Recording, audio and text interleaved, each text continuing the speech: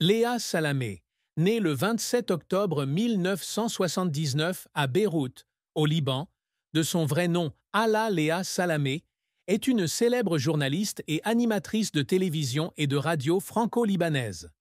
Forte d'une brillante carrière sur de grandes chaînes comme France 2 et France Inter, elle est devenue l'un des visages les plus connus et influents de la presse française.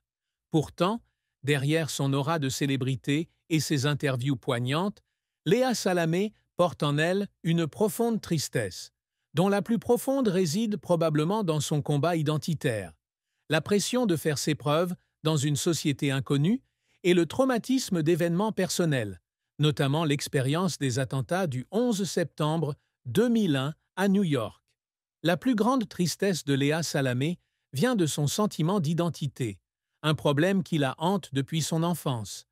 Née dans une famille d'intellectuels libanais, de Ghassan Salamé, ancien ministre libanais de la Culture et conseiller spécial du secrétaire général de l'ONU, Kofi Annan, et de Marie Bogossian, d'origine arménienne, Léa a grandi avec un héritage culturel complexe, mêlant identité arabe, arménienne et grecque melkite chrétienne.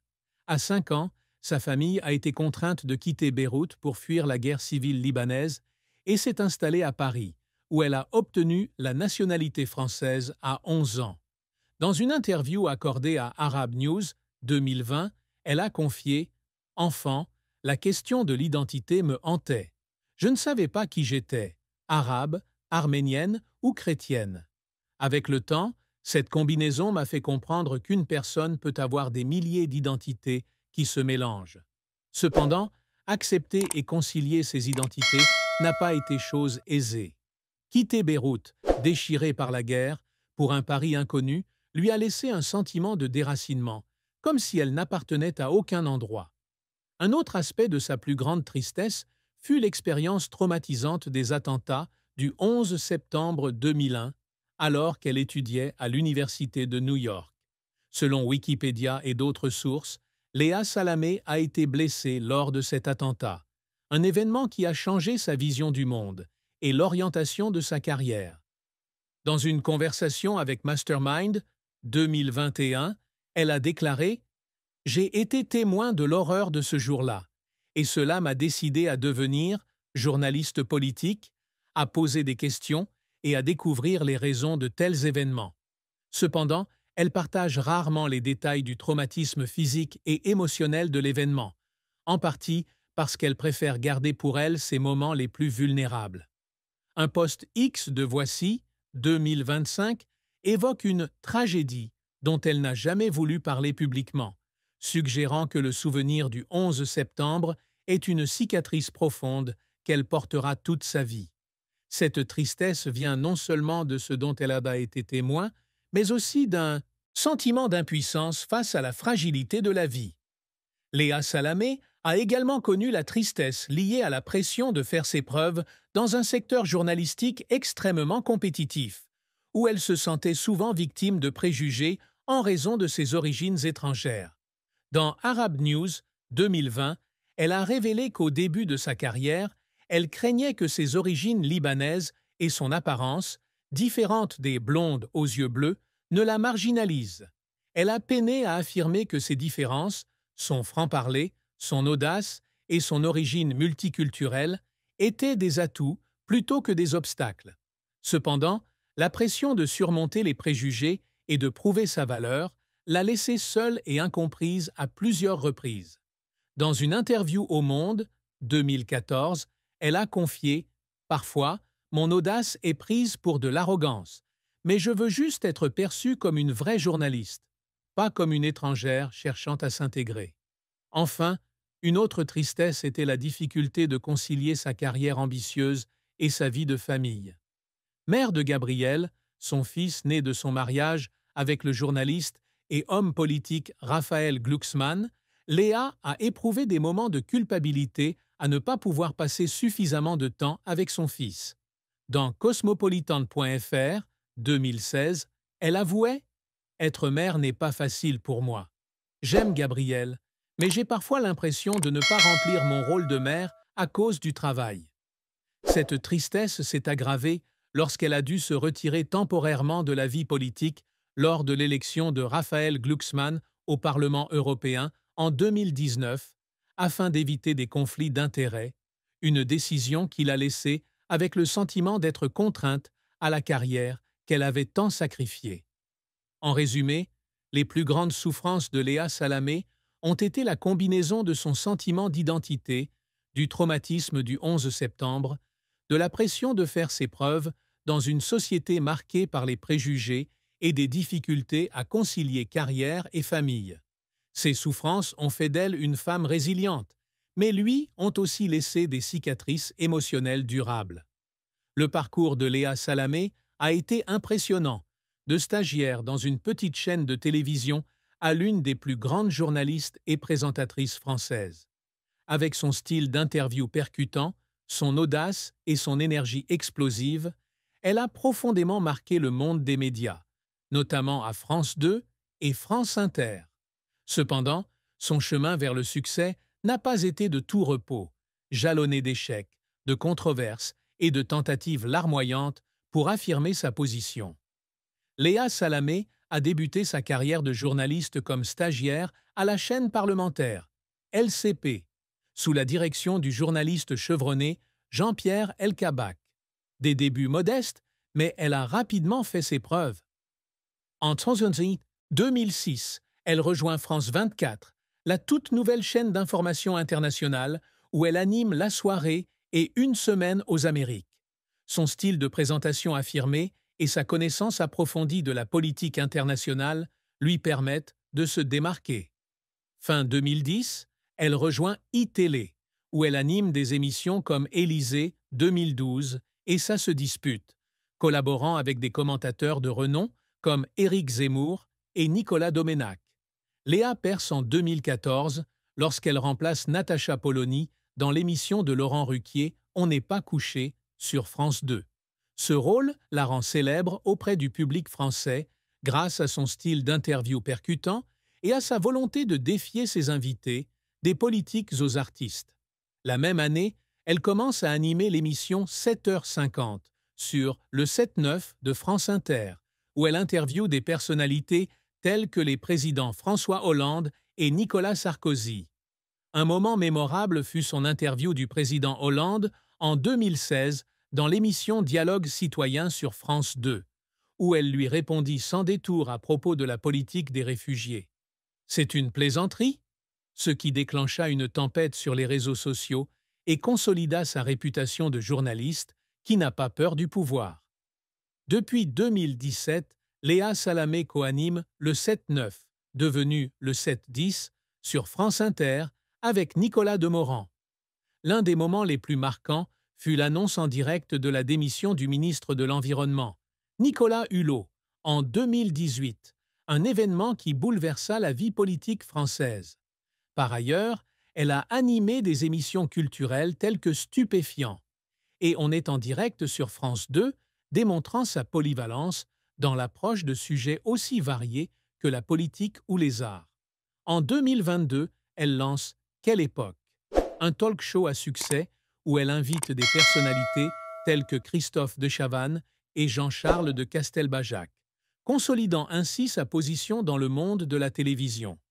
Léa connaît également le succès dans l'édition avec son podcast et son livre Femmes puissantes, lancé à l'été 2019.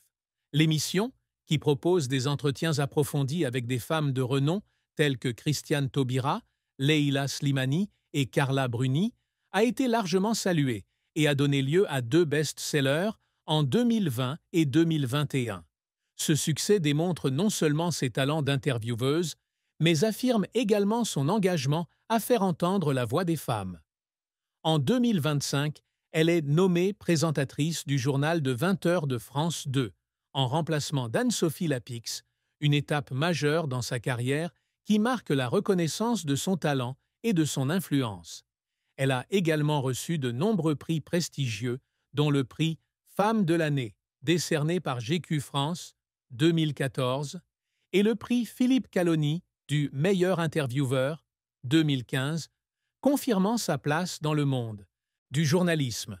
Selon Lama Fortune 2025, Sa fortune est estimée à 7 millions d'euros, provenant de la télévision, de la radio, de l'édition et de l'immobilier.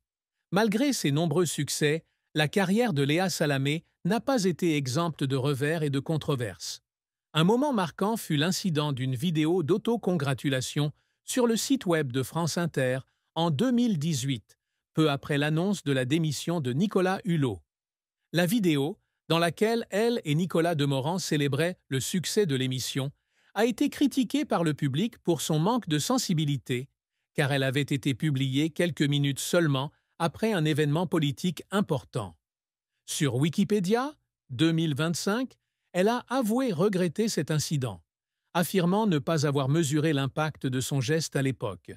Cet incident a porté atteinte à sa réputation et lui a valu de vives critiques sur les réseaux sociaux. Un autre revers fut sa décision de se retirer temporairement de l'émission politique et du 7-9 en 2019, lorsque son compagnon, Raphaël Glucksmann, a annoncé sa candidature au Parlement européen. Cette décision, bien que destinée à éviter les conflits d'intérêts, l'a contrainte à exercer sa carrière. J'avais l'impression d'être privé de la possibilité de faire le travail que j'aimais, a-t-elle déclaré dans Mastermind, 2021. Ce fut un moment difficile, car j'ai dû faire passer mon éthique professionnelle avant ma passion.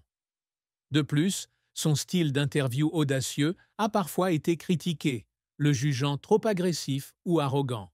Dans Arab News 2020, elle a admis avoir délibérément cultivé l'image d'une intervieweuse intransigeante pour éviter d'être perçue comme une fille au sourire facile dans un secteur dominé par les hommes. Cependant, cela a fait d'elle une cible de critiques, notamment de la part de ceux qui ne connaissent pas son franc-parler. Le parcours professionnel de Léa Salamé a été celui d'un effort acharné, et elle a pleuré plus d'une fois sous la pression et les sacrifices.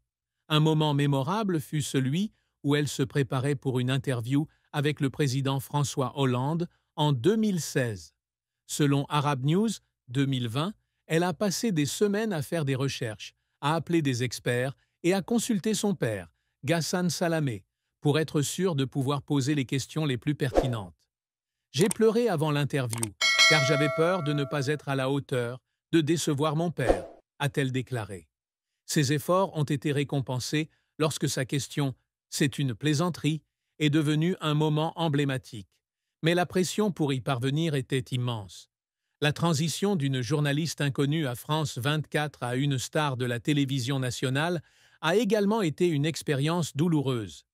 Dans Mastermind 2021, elle a raconté ses débuts à France 24, où elle devait travailler de longues nuits, parfois juste pour lire les informations à un public restreint. Il y avait des soirs où je pleurais en studio parce que j'avais l'impression de ne pas progresser, mais je savais que je devais persévérer, a-t-elle confié. C'est cette persévérance qui l'a aidée à surmonter les difficultés initiales et à réussir. Enfin, concilier carrière et maternité l'a également fait pleurer. Dans cosmopolitan.fr, 2016, elle a raconté le moment où elle a dû quitter son fils Gabriel pour retourner travailler quelques mois seulement après sa naissance. « J'ai pleuré en laissant Gabriel à la maison, car j'avais l'impression de l'abandonner », a-t-elle déclaré. Mais je savais que le travail faisait partie de moi et qu'il fallait que je sois forte. Ces efforts témoignent des sacrifices qu'elle a consentis pour maintenir sa carrière tout en essayant de remplir son rôle de mère. En bref, la carrière de Léa Salamé est une histoire de persévérance, de talent et de courage. Ses succès à France 2, France Inter et dans l'édition témoignent de sa capacité à surmonter les préjugés et les difficultés.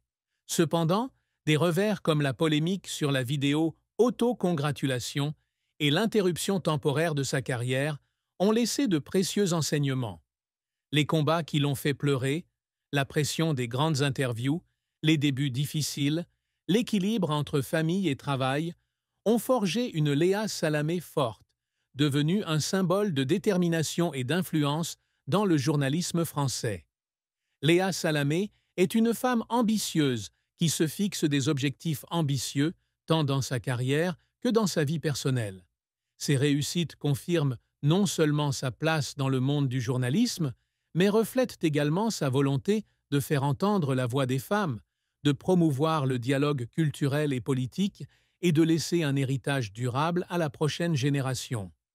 Elle s'efforce de devenir une excellente intervieweuse, une militante de l'égalité des sexes et une source d'inspiration pour les jeunes issus de milieux multiculturels comme elle. L'un des plus grands objectifs de Léa Salamé est de devenir l'une des meilleures intervieweuses du journalisme français. Depuis le début de sa carrière, elle a constamment perfectionné ses techniques de questionnement, mené des recherches approfondies et développé un style d'interview audacieux et raffiné. Dans Mastermind 2021, elle confiait « Je veux que mes interviews soient plus que de simples questions-réponses, mais un véritable dialogue où la vérité est révélée. » Cet accomplissement s'est traduit par des entretiens avec des personnalités telles que François Hollande, Nicolas Sarkozy et Emmanuel Macron, où elle n'hésite pas à poser des questions difficiles comme « C'est une plaisanterie ?» Un moment privilégié avec Hollande, le prix Philippe Caloni 2015 du meilleur intervieweur témoigne de cet effort et sa nomination à la tête du journal de 20 heures de France en 2025 marque une étape importante, affirmant sa place dans le secteur. Léa Salamé s'est toujours efforcée de promouvoir la voix des femmes dans une société et un secteur encore marqués par les inégalités. Le podcast et livre Femmes puissantes est l'un de ses projets les plus passionnés où elle interviewe des femmes de renom telles que Christiane Taubira, Leila Slimani et Anne Hidalgo. Dans Mastermind 2021, elle confiait avoir initialement hésité à se concentrer sur des sujets féministes, craignant d'être cataloguée comme une guerrière féministe plutôt que comme une journaliste neutre. Cependant, ce projet est devenu son miracle professionnel, l'aidant à prendre conscience du pouvoir de partager des histoires de femmes. « Je veux que les femmes sentent qu'elles peuvent être fortes, qu'elles ont le droit de ne plaire à personne », a-t-elle déclaré. Le succès de Femmes puissantes, avec 2 saisons de podcast et 2 livres à succès, est un accomplissement majeur qu'elle a toujours visé, contribuant à changer le regard de la société sur le rôle des femmes. Avec sa triple identité, arabe, arménienne et chrétienne, Léa Salamé souhaite être une source d'inspiration pour les jeunes issus de milieux multiculturels, en particulier ceux qui, comme elle, se sentent marginalisés. « Je pensais qu'être libanaise serait un désavantage, mais c'est ma différence qui m'a aidée à réussir », a-t-elle confié dans Arab News 2020. Elle s'efforce de montrer que les personnes issues de l'immigration ou issues de milieux multiculturels peuvent réussir en persévérant et en croyant en elles. Son ascension au rang de journaliste de référence en France, animant des émissions comme « Quelle époque ?» et le 7-10 témoigne de cet objectif. Elle retourne également régulièrement au Liban, emmenant son fils Gabriel à Kfar-Debian, le village paternel, pour transmettre son héritage culturel à la génération suivante. Léa Salamé souhaite également utiliser sa plateforme pour promouvoir les enjeux sociaux et environnementaux.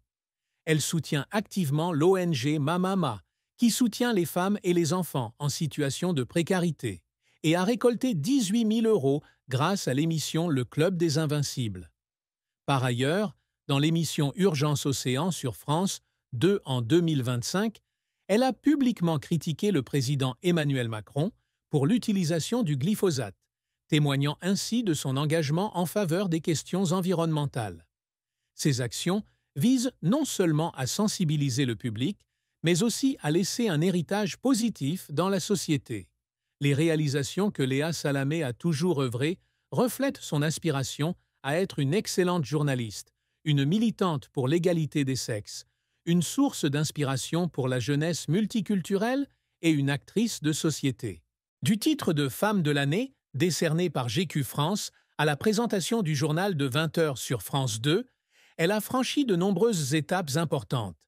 Mais ce dont elle est la plus fière, c'est sa capacité à utiliser sa voix pour créer le changement, que ce soit par des interviews percutantes ou des projets comme Femmes puissantes. Ces efforts ont non seulement façonné sa carrière, mais ont également laissé une marque durable sur le public et la société française. Le parcours amoureux et conjugal de Léa Salamé a été riche en émotions, mêlé de bonheur profond et de tristesse inévitable. Femme forte et indépendante, à la brillante carrière, Léa a trouvé le véritable amour en Raphaël Glucksmann, journaliste, écrivain et homme politique français. Cependant, sa relation n'a pas seulement été remplie de joie, mais aussi de difficultés et de tristesse, entre pression publique, sacrifices personnels et moments difficiles pour concilier amour et responsabilité familiale. Ces chagrins reflètent non seulement la complexité de l'amour dans le contexte d'une carrière ambitieuse, mais aussi sa résilience à protéger son cœur et son bonheur. Léa Salamé a rencontré Raphaël Glucksmann en 2015 lors d'une interview avec lui dans l'émission On n'est pas couché sur France 2. Cette rencontre, qui n'était au départ qu'un échange professionnel, s'est rapidement transformée en une profonde histoire d'amour. Raphaël, journaliste et militant politique aux convictions fortes en matière de démocratie et de droits humains, a séduit Léa non seulement par son intelligence, mais aussi par sa sincérité et sa passion. Dans une interview accordée à Elle France, 2017, Léa confiait « Raphaël est quelqu'un qui me fait me sentir comprise. C'est non seulement un amant, mais aussi un ami, un collègue, quelqu'un qui me stimule au quotidien. » Ils ont commencé à se fréquenter peu après l'interview et, en 2017, ils ont accueilli leur fils Gabriel, marquant une étape importante dans leur relation. Bien qu'ils n'aient jamais été officiellement mariés, Léa et Raphaël ont vécu en couple, partageant une maison à Paris et élevant Gabriel ensemble. Dans Cosmopolitan.fr, 2016, Léa a décrit Raphaël comme « l'étincelle de ma vie », qui l'a aidé à trouver un équilibre entre vie professionnelle et vie privée. Cependant, leur relation n'a pas toujours été facile. L'un des plus grands défis amoureux de Léa a été la pression de l'attention du public et des médias. Couple influent dans les médias et la politique, Léa et Raphaël ont souvent été sous le feu des projecteurs, notamment lorsque Raphaël a décidé de se lancer en politique en se portant candidat du parti Place Publique aux élections européennes de 2019. Cela a contraint Léa à se retirer temporairement d'émissions politiques comme l'émission politique et le 7-9 sur France Inter pour éviter tout conflit d'intérêts. Une décision qui l'a contrainte à poursuivre la carrière qu'elle avait bâtie toute sa vie. Dans Mastermind 2021, elle confiait « J'aimais Raphaël, mais devoir abandonner le travail que j'aimais pour lui a été l'un des moments les plus douloureux. J'ai pleuré parce que j'avais l'impression d'avoir perdu une partie de moi-même. » La plus grande tristesse amoureuse de Léa Salamé concerne les sacrifices qu'elle a dû faire pour préserver sa relation avec Raphaël et son rôle de mère envers Gabriel. Femme de carrière ambitieuse, Léa éprouve souvent un sentiment de culpabilité de ne pas pouvoir passer suffisamment de temps avec sa famille. Dans une interview accordée à Paris Match, 2018, elle avouait « Il y a des jours où je rentre d'une longue émission, je vois Gabriel endormi et Raphaël travailler, et j'ai l'impression de ne pas remplir mon rôle de mère ou de compagne. Ces moments-là me font pleurer. Cette tristesse est encore aggravée par les commentaires négatifs du public, qui la juge trop accro au travail pour être une bonne mère. Une autre tristesse est la pression exercée par leur divergence d'opinion politique et leur rôle public. Raphaël, en tant qu'homme politique de gauche, est souvent impliqué dans des débats politiques houleux, tandis que Léa, en tant que journaliste, doit rester neutre. Dans Arab News 2020, elle a confié qu'il lui arrivait de se disputer avec Raphaël sur sa façon de couvrir ses reportages ou de poser ses questions lors des interviews, car il la trouvait trop dure avec ses alliés politiques. Nous nous aimions, mais parfois nos différences professionnelles nous séparaient.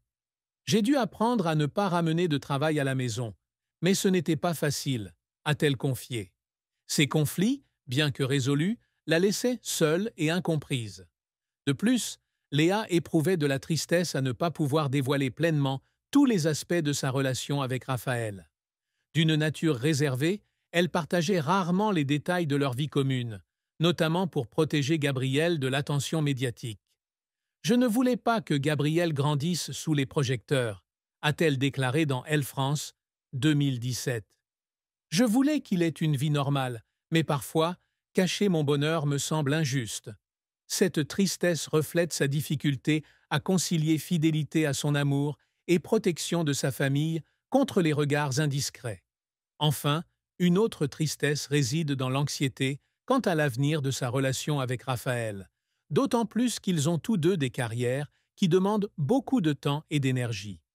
Dans Mastermind 2021, elle a révélé craindre que la pression du travail et les divergences d'opinion ne provoquent une rupture dans leur relation. Elle a déclaré « J'aime Raphaël, mais je sais que l'amour a besoin d'être nourri. Il y a des moments où j'ai peur que nous n'ayons pas assez de temps l'un pour l'autre. » Cette tristesse, bien que n'étant pas une blessure apparente, est une anxiété silencieuse qu'elle porte tout au long de son parcours amoureux. En bref, l'amour et le mariage de Léa Salamé sont une histoire de passion, de sacrifice et de lutte.